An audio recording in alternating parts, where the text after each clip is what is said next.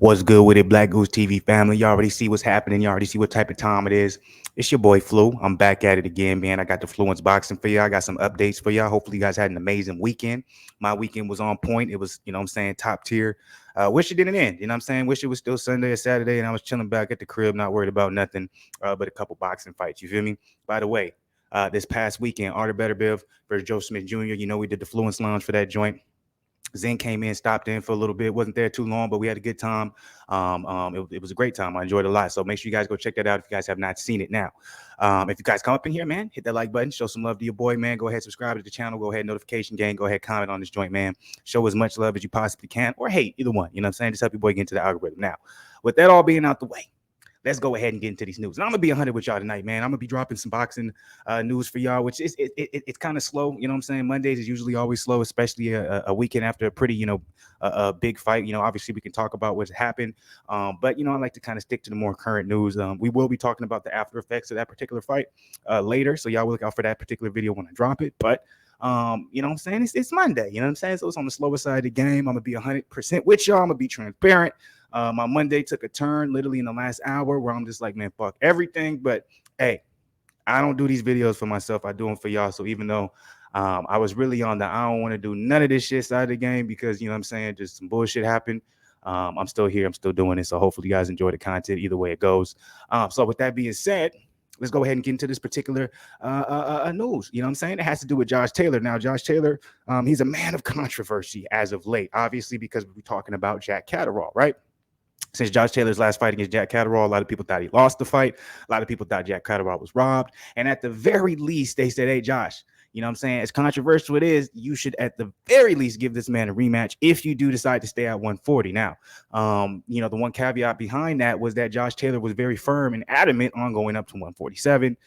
He said he was, I think actually at one point he even declared, or at least it was put out there in the atmosphere, that he was going to be vacating all of his belts, where he was no longer be undisputed, and they were putting in place an interim belt, I believe. I can't remember who was between, but it wasn't between Jack Catterall. I can't remember. Oh, it was Teofimo Lopez and somebody else, right? So we had even gotten that far where it seemed as if, Josh Taylor has completely vacated his belts.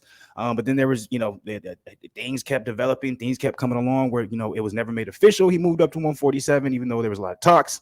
All of a sudden, the WBC, I think it was the WBC, they ordered him a mandatory defense against Jose Zepeda.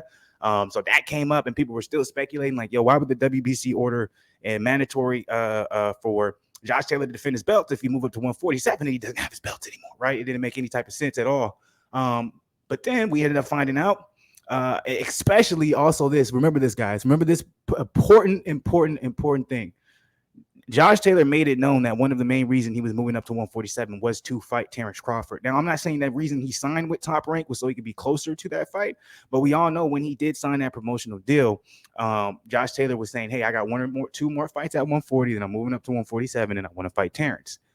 Well, as soon as Terrence left and the lawsuit came into play between him and Top Rank, in my opinion, I feel like the talks of Josh Taylor moving up to 147, that's when that slowed down. And now all of a sudden we were getting mandatory being declared. WBC, declaring Josh Taylor to fight as mandatory and Jose Zepeda. We didn't necessarily hear if he actually vacated the belts. They even asked Josh Taylor, hey, you're going to, fight Jack Catterall for a rematch. And he said, I'll never do it at 140, but we can do it at catchweight since I'm staying at 147. So now all that long, because I'm trying to provide some context, in case anybody doesn't have it, even though I'm pretty sure you guys do.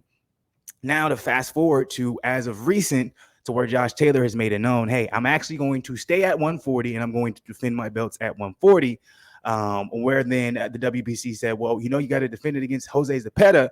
And Josh Taylor was said, yeah, well, cool, that's fine with me. Now, the boxing world, we kind of moved past the, Josh Taylor, Jack Catterall, what do you say, mishap or controversy, where a lot of people haven't really said anything or made it aware or kind of brought notice to the fact that Josh Taylor is staying at 140 and he's going to be fighting Jose Zepeda. Like, people weren't as much in arms of that happening as they were with him not giving Jack Catterall a rematch, obviously because time passed, and I just don't think people are paying attention. But in reality, now we're here, bringing full circle to the article that we're going to be getting into.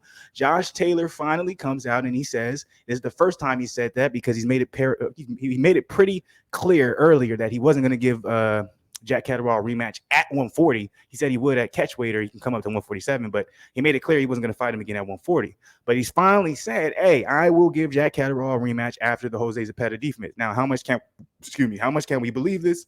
How much truth is there to it? You guys see the title below. I said, is it cap? Is it fact? What do you guys think? Do you really think Josh Taylor will give Jack Catterall that rematch if he goes on and defeats Jose Zepeda? Because let's be real, Zepeda is no slouch, even though I do have the edge for Josh Taylor. So let's just get into exactly what he said so we can dissect this a little bit more unbiasedly and have a little bit more information behind this to see exactly why and who he said it to. So he went on to say, I want to shut everyone up, Josh Taylor said to the National. The only reason I'm staying at this weight is I want to fight Catterall again. So that's interesting. So now he's declaring to the National that he decided to come back down to 140 or, come back down. He decided to not move up to 147 would probably be the better way to put it because he wants to fight Catterall again, even though he clearly said on multiple occasions there was nothing in his head where it was like, I need to fight him again. He even said, I rewatched the fight numerous times and I felt like I won every time I seen it. So this is interesting that he's changing his whole entire tune. I'm a really big fan of Josh Taylor. I think the one big slight, unfortunately, on his career is this particular fight with Catterall because I think he's going about it the wrong way, but it's all good.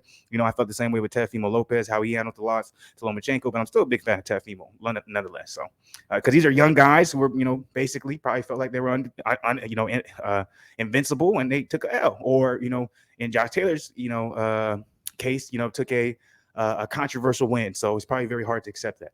So he said, I don't think it was the wrong decision, but I'm going to shut everyone up. I'm going to prove that it was an off night for me and that I'm one of the best fighters on the planet. The article goes on to say it's still premature for Taylor to be talking about fighting Catterall again as he's got to deal with the dangerous WBC mandatory. Like I said, Jose Zepeda, 35-2, 27 KOs. And like I said, Zepeda is no joke. Taylor went on to say if it would have been Jack before Zepeda, if it could have been worked out without the boxing politics and mandatories getting in the way, I'd rather be fighting Jack next. But Zepeda is a big fight, which I agree. So that's the details. That's what he said. I'm not mad at it. I do got something, I do want to push back because I'm like, Josh Taylor, you've echoed the exact opposite. And very, and as after that fight with Catterall, anytime someone asks you about rematching them, you echoed the exact opposite of what you said in this. So how much do I believe it? I think you're just going to fight Catterall again because you're deciding to stay at 140 long term rather than move up to 147 because you probably can't get any of the big fights at 147 being with Top Rank. We've already seen that happen with Terrence Crawford. So he's probably like, I should probably stay at 140 because it's my best bet, especially with Teofimo moving up, etc. So I think there's some cap. I think there's some cap going on with that. But what do you guys think? Fuck what I got to say. What do you guys think? Do you think he's telling the truth? Do you think he's capping? Do you think he's just flat out lying? Let me know below. Drop it in the comments as always, man. Like button. Subscribe to the channel if you're not subscribed to the channel. Join the BlakGooseTV family. Much love to everybody. Hopefully y'all Monday is going a lot better than mine on all sorts of niggas side of the game. I'll be back.